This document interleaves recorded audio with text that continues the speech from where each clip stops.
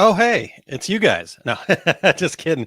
Hello, welcome into the half. My name is Aaron Montgomery. This is Erich Campbell. We got started on time. I mean, all things are good in the world right now, Eric, right? Am I?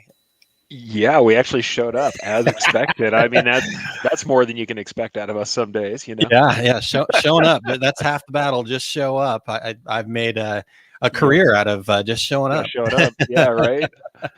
No, I'll say there are days, there are weeks, and this is one of them where just showing up is about all you can manage, There you go. and that's just as good as So, it's gonna so we're just get. showing up, and you guys are Yeah, just showing up here. We appreciate that. We've got. please. Let me try. Let me see if I can get it right this time. Yusta, Pretty close. Yes, I close. say Josta. He said it was Yusta. good, but I might be wrong because yeah, the umlauted O. I don't know in Swedish how that is because I keep on wanting to go like German. It's a rounded O. It sounds like and that one's a lot harder, and that is not probably what it's supposed to be. So I have to admit I don't know the Swedish umlauted O correctly.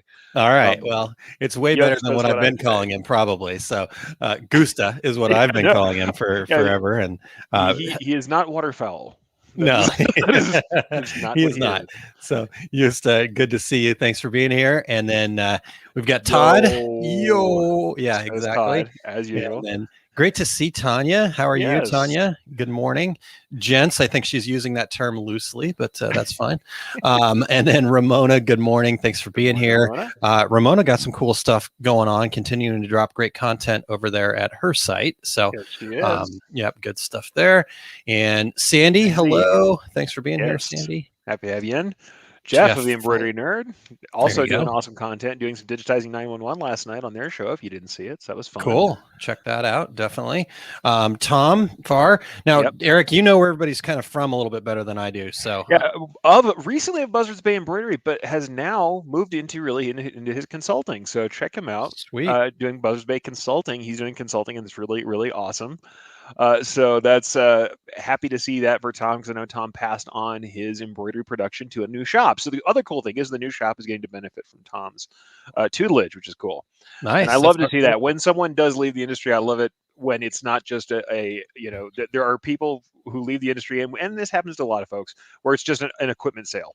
That's really Yeah. what it comes down to. It's an equipment sale and very little comes out of it because we all know that transferring clients is actually harder than you think to a new group of people. You can say you sell your client list, but that is a tough one to justify, but he's actually there, kind of shepherding them through. And I actually had another friend of mine on Facebook did a very similar thing. Moved into a new sphere of his life and had to stop his print shop, but brought someone else in to run it. And they actually even kept the branding. It was really cool. They got to do a continuous kind of handoff, and I love seeing people do that.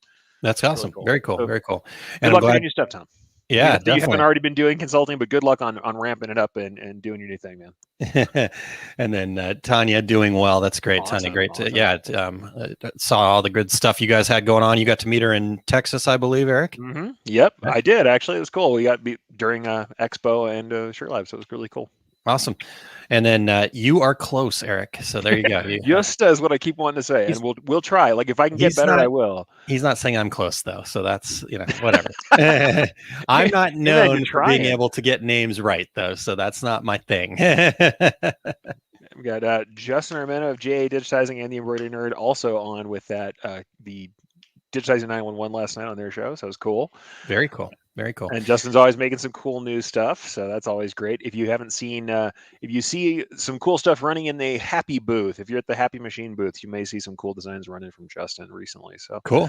good Very stuff cool. there too. Done some Nice job, interesting texture Justin. 3D foam. Good High job. five, Justin. We'll Yeah, just do man. like a Boosting. virtual high five. I Boom. know Right everybody at gives you. me they give me trouble for being a booster, but I feel like we don't have enough of that. I think everybody Yeah, needs some congratulations. We need to celebrate the things we're doing. So absolutely. I love it. celebrations all around. Perfect. And then Todd says it's Tanya, but it's not. It's actually Tanya. So anyhow, that's Todd's thing, but we'll let him keep his thing, and we'll call her Tanya. Well, yeah. And then Frank Dunn. Good afternoon. Now Frank is. In the UK. Thank you. Yeah. There we go. Frank's in the For some reason UK. I get Tom and Frank mixed up, and I apologize, gentlemen. I don't mean to do that, but Oh, and here's what I'm going to say about Frank. Since we're just congratulating people, and I'm just feeling like being a booster today, Frank gets out there and shares stuff with the community. He has his own groups as well on Facebook where he's out sharing his knowledge. But then he goes around and shares all of the good shows that he likes with everyone else. Frank is an awesome community member and booster himself. So Good. everybody should say cheers to Frank, because he does always give of himself. And yeah, high fives for Justin. Cheers. Head High fives for Justin. Cheers to Frank. Got branded coffee this morning for everyone. Yeah. And then Tanya says, if any of you can meet people in person, highly recommend. Texas was amazing. Definitely. Yeah. Good morning from Wisconsin. Yes. Love it. And Jeff says, love the two rare guys today. Which heat press would you recommend for entry level? So Eric, you want to start? No, I'm going to let you take this one, because you know this better. I know I like to talk, but you're the sublimation guy. You know this stuff. Well, and I think that's probably the first point right there. Like Terry mentioned on the Two Rare Guys show today, the first thing is, what are you going to be doing with it? So entry level or not, what you're going to be doing with it is probably the first thing to figure out. Like we talked about in the Two Regular Guys today, swing away definitely gives you quite a bit more. It's a little easier to set things up. So like if you're doing transfers, you're doing sublimation, you're laying out vinyl, things like that, being able to get that heat platen fully away from you so you're not burning the back of your hands is great. The other thing about a swing away press is that you get direct down pressure. So when it comes, it swings back over and it's just flat. Parallel. So exactly. So you're clamping it down like that, and that gives you more direct pressure. Clamshells, you're going to have more pressure at the back. Now, certain clamshells do a pretty good job of adjusting for all this and whatnot. Sure. But so if you can afford it, and swingaways are typically a little bit more expensive. If you can afford it, I would look at a swingaway. Now, there are times where clamshell is actually the better option, because if you are doing a lot of garments and you're going to be you're threading, maybe you've got DTG printed, or you're putting transfers on and there's not a lot of lineup and stuff like that. And a clamshell can be pretty good for just the ergonomics of it. You're instead of trying to drag this big heavy heat press back and forth like this, you're just pulling it down. You can have the auto release on the clamshells. Now there are some auto release swingaways nowadays, but they're a little harder to find. But most of the clamshells you can find the auto release. So if that jolting open doesn't really affect, you're not gonna have ghosting. So again, if you're doing a lot of vinyl, you're doing a lot of transfers, like heat transfers, plastisol transfers, things like that. But if you're doing things like sublimation, I would definitely recommend a swingaway. So I know I went all over the place there, but let's. Here's what he says for what his use case is: pressing transfers on shirts, backing on patches, and dye sub. Now, from my experience, we generally had auto popping clamshells. That's what we would use. We were threading, and most of what we did was actually vinyl prints. Vinyl prints and transfers, most of what I did with heat press. However, what I'm going to say is when we did sublimation, we had ghosting issues. We had some difficulty there, and I would have liked to have the swing away for that. And in fact, we ended up using what I'm not suggesting you get by any means. This is what we did. You shouldn't do, but what we had. We had old school embossing presses. So they had a floating bridge head that would come straight down. It had a pneumatic straight down pressing action on it, but they were heat presses. We ended up using those for sublimation because of that parallel press. I would not recommend that. That was hard and a pain in the butt. We did it because we had them there, and embossing is not popular anymore. So we retrofit our stuff to make that work. But for threading, we did use those clamshells because it was really easy to thread garments on and off, and it took up a very small space. But I'll agree with you that when we were using those, even the nice ones that we had, because we had, and I'm not trying to do a brand reco. This is just what I had.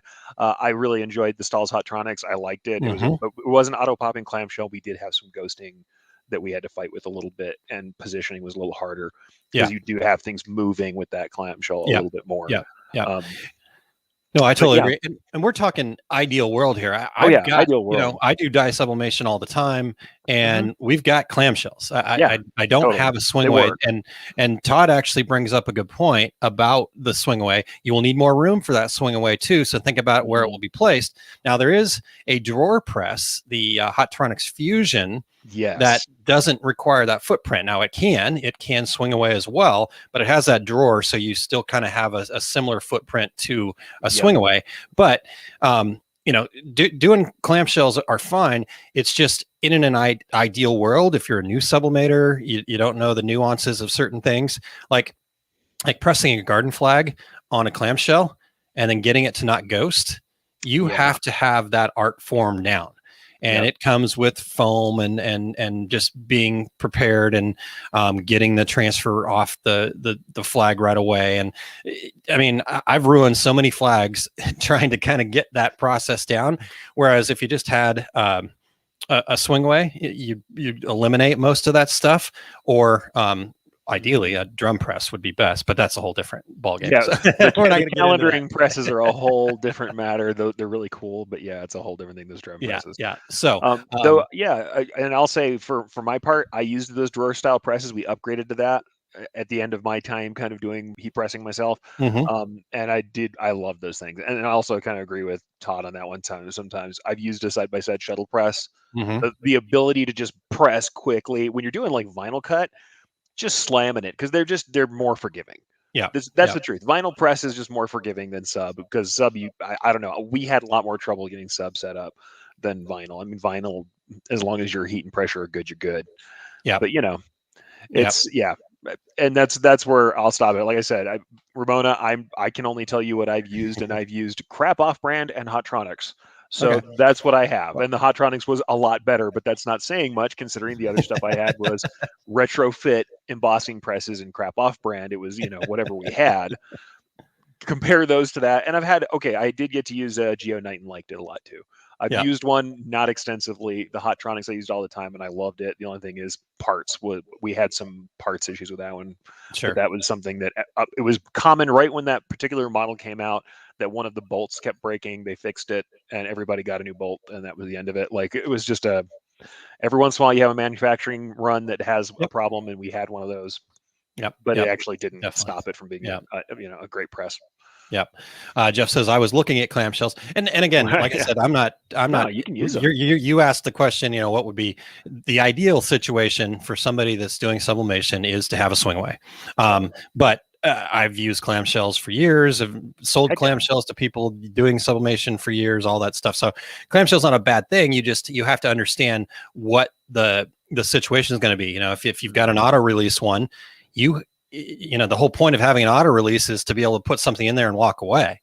Well, if you're sublimating, you put something in an auto release, you don't go anywhere. You hang out there because you have to take some of that jolting of that manual, that auto release popping, and make sure that you hold it down and open it slowly so you're not getting ghosting, right? So anyhow, we could go on this for Well, a long time, but what I Jeff said will was say, is the key word there. Yeah. the one thing I'm going to say too is now some of the major manufacturers are also making smaller presses. So if it is the case that you need a smaller press for that you're not expecting to go bigger, Yeah. why I don't know, then at least they are now making craft size presses from, I saw a George Knight craft size press.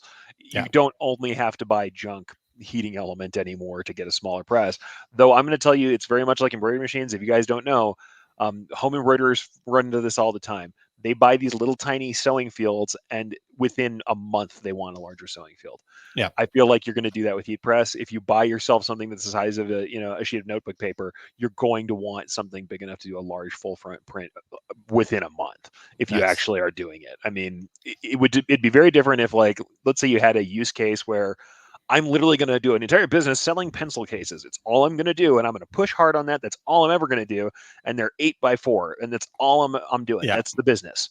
Then I can imagine buying something like that and just saying, that's what I'm doing. I'm focusing on that. If you're trying to be a little bit of everything to everybody, like most decoration shops are, you're probably going to want more versatility. And the same thing, problem here. We did desktop sublimation, and I fought and fought to get the largest version of that I could, because it was like, weren't going to get a wide format printer, but I'm like, please, can I have the big bypass? Please, can I have the largest amount, Sure. the largest paper that possible? And we ended up getting what was like the 18 by 18. But originally they were going to go with, like, tabloid size 11 by 17. And I was like, we are going to hate that all day long. That limitation, it's saying if you're an embroiderer, when you're dealing with hats, what's the problem with hats? Vertical limitation means you can only go so big in the vertical aspect, and it drives you freaking nuts. Well, Yep. same thing with your print, same thing with your press. Because you're not sublimating in multiple passes. Yep. You can pull that mess with vinyl sometimes. Yep. You're For not sure. sublimating in multiple presses. Yep. Yep. I That's just will. me. Yeah, I agree with you. All right. Sorry. So let's, you know what, you said that you just had what you, but Yeah, Hottronics was my favorite. But I don't work for anybody anymore. I Yeah. don't sell for anybody anymore. Sure. So I can speak openly, and Yeah, you know say what? it. If I piss some people off, I piss some Spill people the off. tea. So I am going to Do give it. you my rundown. Now, I Mhm. let's preface all this by saying I don't think you can necessarily go wrong with a U.S. manufactured press that has a lifetime warranty on their platen. All right. So if there's a lifetime warranty on the platen, I think they all have their advantages and disadvantages. I will give you my rundown.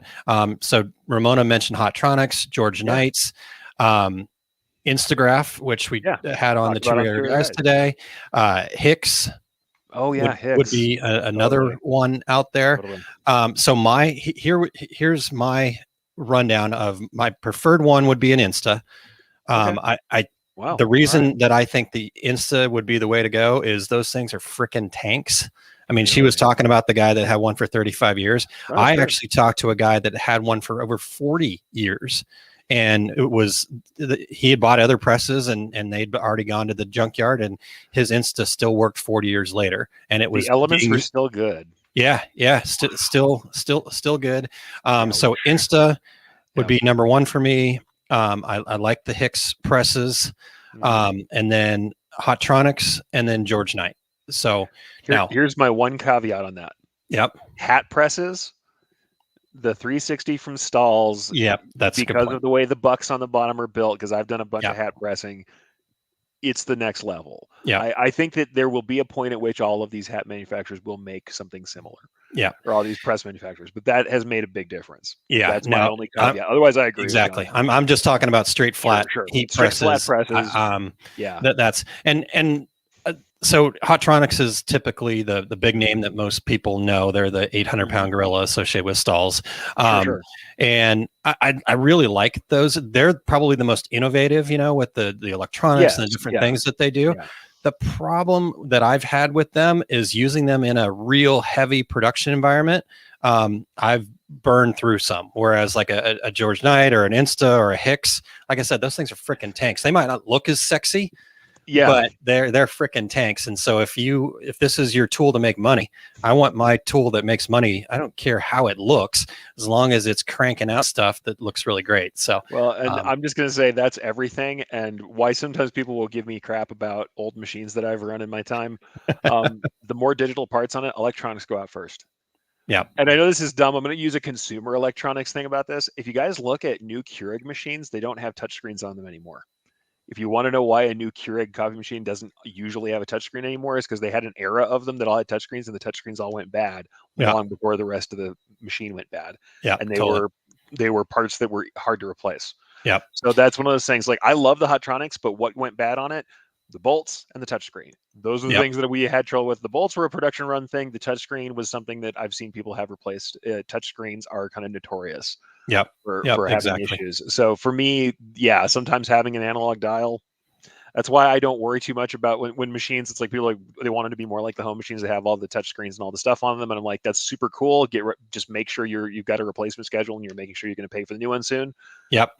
Because I will say, as much as they're not as featureful, I've run those old tank green Tajimas into the ground. I've run old 80s Baradins forever. Sure. And are they as fast as the new ones? No. Do they do all the things the new ones do? No. But we didn't have the same kind of trouble until, of course, I mean, the boards went out with the boards, but that's the same thing. It's the electronics. The electronics weren't going to go out on any of the stuff. Definitely. But that's how it is. Yeah. Yep. All right. Michelle says my next press will be a side-by-side. That's awesome. And then Eustace says A to Z from Stalls, maybe that's one of those little craft type presses. I'm using craft fairly loosely. I mean, it's still a good small press. And then Jeff says my $250 Amazon press is doing well what you would expect out of a $250 press. And see, that's I never have ever talked down to anybody that's bought one of No, those because it gets you started. And if you sure. know what to expect out of it, he knows what to expect out of a $250 heat press, right? Yeah. There's going to be some different challenges to it, but it's going to get you from point A to point B.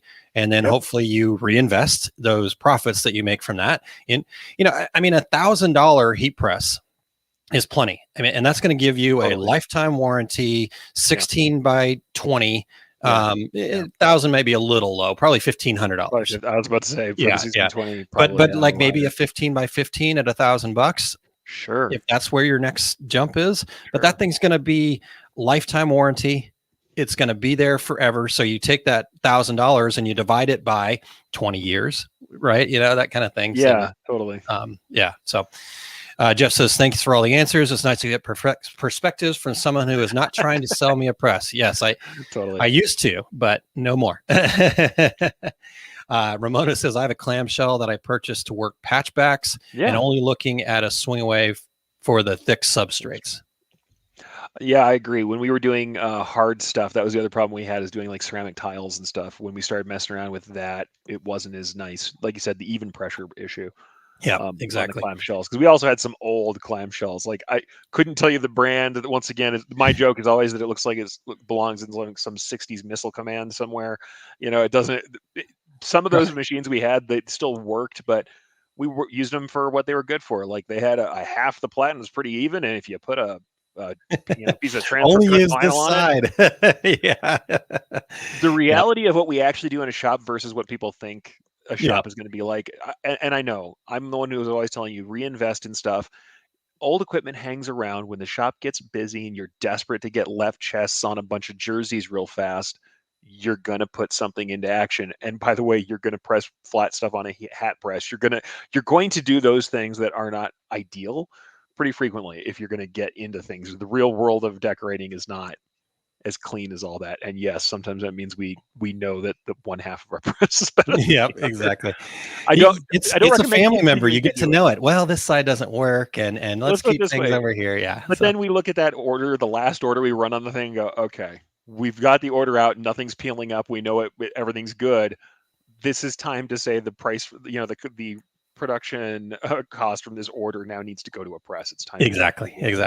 All right. Tanya says, we start out with a clamshell, but I do love my swing away. Also has drawer pullouts, probably fusion. I'm guessing something like that. Probably, yeah. I don't want an auto release due to sublimation. And again, it's a different kind of thing. And there's a place for auto release, and there's obviously a place that it doesn't work so well. Yeah, and then interchangeable platens. Yes. Interchangeable platens.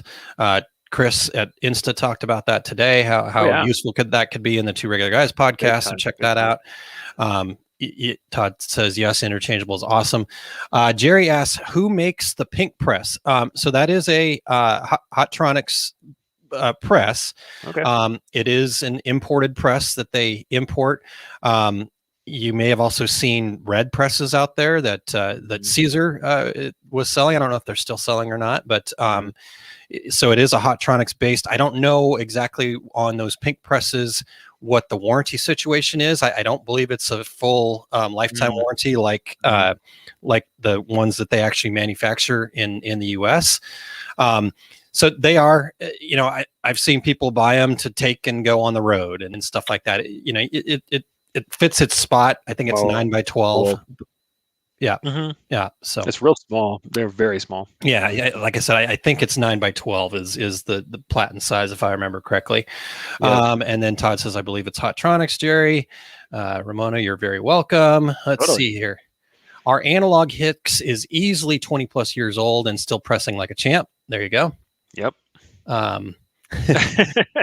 Okay, if you guys don't know, Justin has a 3D foam tool that he's selling called the 3D Puff Pro, and he had a heat press shirt, and the heat press shirt on the back of it said #ask me about my tool, which became a bit of humor at the It at does the sound like a show. bit of humor. It was a bit of humor. Also, because me being who I am, I'm the only one who said anything about it because I'm the creeper who looks at everybody's garment decoration and says something. Feel it, So touch it. yeah, I'm the only one who said, "So what about your tool, Justin?" So that everybody's like, "Oh, great." So the only person who asked Justin about his tool is Eric. That's Yeah, great. there you go. Okay. Todd mentioned that his analog Hicks does suck for sublimation because the timer only goes in 30 seconds. just keep Yeah, cranking it. you don't need the timer, Todd. Just use your phone. No, totally. That's Yeah, we have digital timers, but it's all the time. that's right. Sheila says, I picked up a used Knight that's over 15 years old and parts are still available for it. Can't beat it. That's a awesome. great point. Yeah, the Awesome. Geo Knights are definitely one of the most popular presses out there, and they are available. Parts still available for them. They're pretty much a staple in the heat press industry. So, and then Todd says, we have multiple small Amazon heat presses that we use just for shows. They're super light, and we always had a backup just in case it ever went down. So again, knowing what you're getting into, totally fine, but just don't complain when your business doesn't work because you're basing everything on one $250 heat press. Plus, I've seen somebody go out and get testing strips and test their press, and if their press had even heat and the pressure's okay, well, it's going to go okay for a while. The only thing you don't know is they tend to have less shelf life. I mean, they tend to burn out faster, it seems to me. Yeah, that's been the complaint I hear, is that they don't last. Yep, exactly. Even if they are even. Correct. And Greg was talking about that during the Two Radio Guys show today. Yeah, it has to do with that heat coil and how it's made and how well it's built in there and how it's protected. And when something breaks in there, then you get uneven heat, or how many different controllers. You don't want. He's exactly right. You don't want 3 different areas. We don't want zones in this thing. We need it to be even heat across the board. So don't be like me messing around with the junky old press that I know works good on the top half. Don't do exactly. Ramona says, I saw that Hicks has a small pink and green hobby press. Yeah, they all have some version of that smaller press typically, because it is good for going out on the road. Somebody that's that crafter hobby market is still a viable market for a lot of these manufacturers. So well, I can imagine right now, if one of your big businesses is koozies and you also do front prints, if someone can be running the koozies on a smaller press while someone else is running prints, that just doubles your throughput. Yeah. So I'm not saying a small press isn't useful. You could totally make one useful. Yeah. Especially if you have a use case for it, where some decoration, a smaller, or let's say you're doing dog tags or something where it's small and you're not doing sheets and sheets of them. Yeah. We used to do dog tags on our big press, and we would just line up a mass sheet. Yeah, exactly. Because if you're doing koozies, you can get a koozie platen, a can cooler. Sorry, I did not use the word koozie. Right. That's right. I'm using the branded term. Can coolers. Can coolers. There are platens available for like the 1620 presses, and you put like 8, 9, 10. I can't remember how many. You just slap them right on. I had friends who were doing them. They were not stitched. They were pre-stitched. So you stitch them yourself, and they were doing them flat on small presses. And they were doing individual runs of them, and that was pretty cool. But it's nice. It just depends on what you're doing, Totally. Eustace says, I'm saving for an Air Hotronics. I think the auto press power is going to help me and my staff. Absolutely. That's one thing that I don't think people look at enough. We get into this and we, okay, we got our manual press and it's just part of it. Get an air operated press. Oh my God, it will change your life because of the fact that now the pressing process, instead of like, and all, it's nope. When we upgraded to the air press, that was a big deal, because otherwise when you had a lot to do, it really would tire you out. And honestly, your elbows and your wrists will thank you long term. Yeah. Anybody who's a bit of your pressure, you can dial in your pressure exactly right. Right. And it's just like repeatable results. Yeah, exactly. Repeatable, consistent results is a big deal. Yeah. So I would always look at, at some point, if you're doing a lot of heat pressing, upgrading to an air. They are, they're not cheap, but they're certainly. No, and if you don't have air in your shop, investment. That's a big deal. But if you have airlines in your shop, especially, you're already in a print shop, but airlines, you think about it. Yeah. It beeps every second. Oh, he's talking about his Hicks press, Todd. You gotta count it. All right. Todd mentioned it used to look at the shuttle press, game changer for production. Can be, yeah. Which is but that's an air operated press. Yeah. Yeah. So, totally. All right. Well, I mean, Eric, what do you think about production? Do you really think that threadability is the thing to go for, or what would you really look for if you're starting to get into higher production? What's like the very first thing you're going to tell people to get? Well, again, we go back to talking about what you're going to use it for. But as far as threadability goes, I'm just not. I don't know. I don't think we need to thread stuff. I mean, what? Let's have the argument here.